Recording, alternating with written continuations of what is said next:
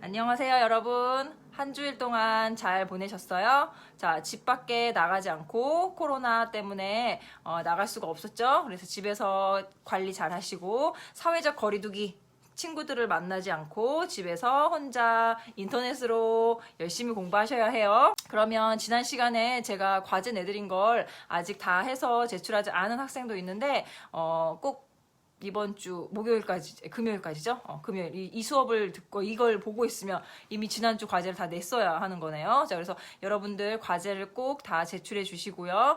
그걸 반영해서 출석 체크를 하게 되니까 여러분들 꼭 다 제출을 해 주시기 바랍니다. 어려운 문제 아니잖아요. 그쵸? 여러분 생각해서 다 쓸 수 있으니까 꼭 제출해 주시고요.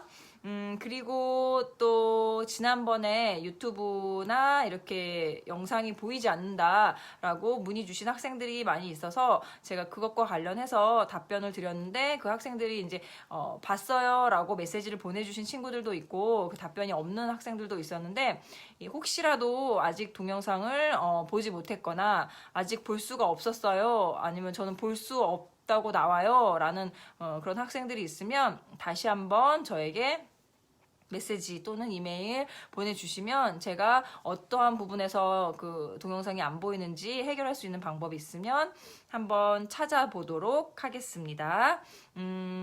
그리고 지난 시간에 제가 여러분에게 우리 교재 이 책이 우리 교재다 여기에서 시험 문제가 출제되고 여기에서 시험을 다 보기 때문에 반드시 책을 가지고 수업을 들어야 한다라는 말씀을 드렸어요. 그래서 이 책은 중국어와 베트남어로 함께 한국어, 중국어, 베트남어가 함께 번역이 되어 있기 때문에 여러분들께서 이해하는데 조금 더 편하게 이해할 수 있을 것 같아요. 그래서 이 교재를 선택했고요.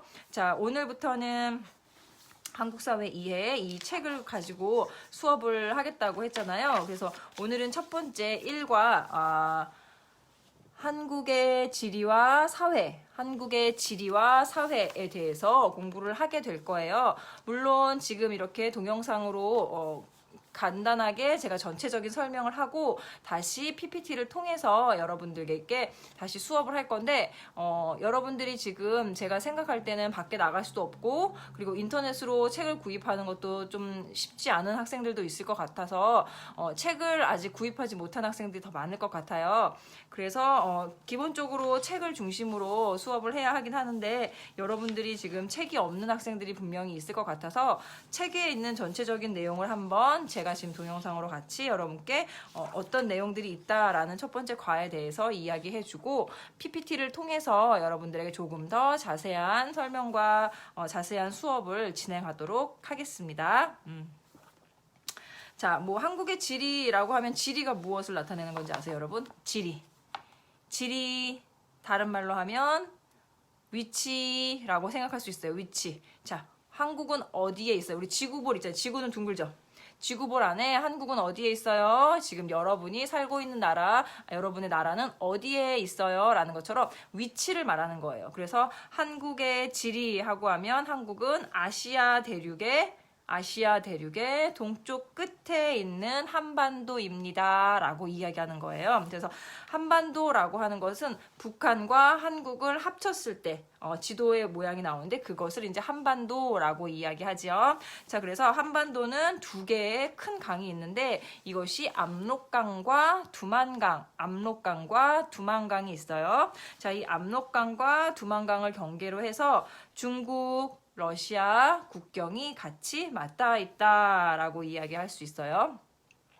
자, 그런데 한반도는 휴전선을 경계로 해서 위쪽으로는 북한, 아래쪽으로는 남한 이렇게 나누어져 있잖아요. 자, 그래서 남한과 북한이 나누어져 있고 면적은 거의 반반이지만 남한의 전체 면적은 여러분들 뉴질랜드나 영국과 비슷한 크기의 면적이 된다라고 보시면 돼요. 제가 이것은 여기에 보면 이렇게 면적이 나와 있는데 여러분들 책이 없잖아요. 그래서 이제 여러분들 책이 없기 때문에 제가 이제 PPT로 정리를 해서 다시 한번 보여드릴 거예요. 자, 그래서 한국에는 여러분들 한국 사람들의 취미 중에 가장 많은 취미가 뭔지 알아요? 그렇죠. 바로 등산이죠. 자, 한국 사람들이 왜 이렇게 등산을 많이 할까요? 왜 많은 사람들의 취미가 등산일까요?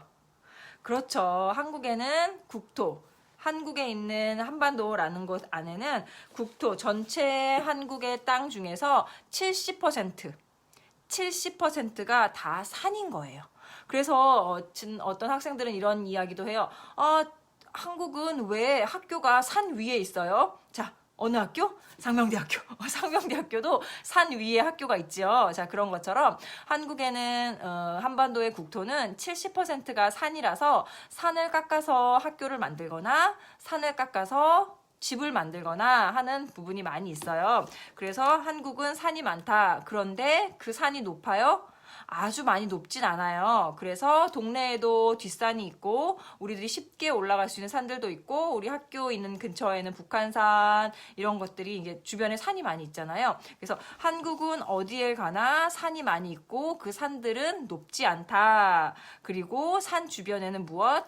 계곡과 무슨 개울 같은 것들 이렇게 물이 흐르는 거. 계곡이 물이 떨어지는 거잖아요. 그렇죠? 그리고 개울도 물이 이렇게 졸졸졸졸졸 흐르는 걸 개울이라고 하잖아요. 자, 그래서 이런 것들이 많이 있어서 뭐 한다? 농사를 짓기에 좋다라고 이야기하고 있어요. 자, 그래서 한국 사람들은 이러한 지형의 특성을 잘 살려서 마을을 이루고 살아요. 자, 사람들이 마을을 이루고 사는 데에는 무엇이 필요해요? 물이 있어야 하죠. 그쵸? 자, 그리고 땅이 있어야 해요. 왜? 농사를 지어야 하니까. 자, 그래야 사람들이 거기에서 나오는 곡식으로 먹고 살 수 있잖아요. 자, 그래서 한국에서는 배산임수라고 해요. 배산임수. 자, 앞쪽에는 강이 있고 집 뒤쪽에는 산이 있는 이런 걸 배산임수라고 해서 산 아래에 집을 짓고 집 앞에 물이 흘러서 그 흐르는 물을 이용해서 농사를 지으면서 살아왔다라고 이해하시면 돼요. 자, 한국의 지도 한국은 아시아 동쪽 끝에 있는 어느 나라? 한반도라는 곳에 있다. 자, 그리고 한국은 현재 남한과 북한 나눠져 있다. 자, 그리고 한국은 국경을 맞대고 있는 중국과 러시아에는 압록강과 두만강이 경계를 이루고 있다. 그리고 한국은 전체 국토의 70%가 산이다. 그리고 한국 사람들은 그 산을 뒤로 해서 집을 짓고 이 집 앞에는 물이 흐르게 하여 이 물을 이용해 농사를 지으며 살고 있다라고 이해하시면 됩니다.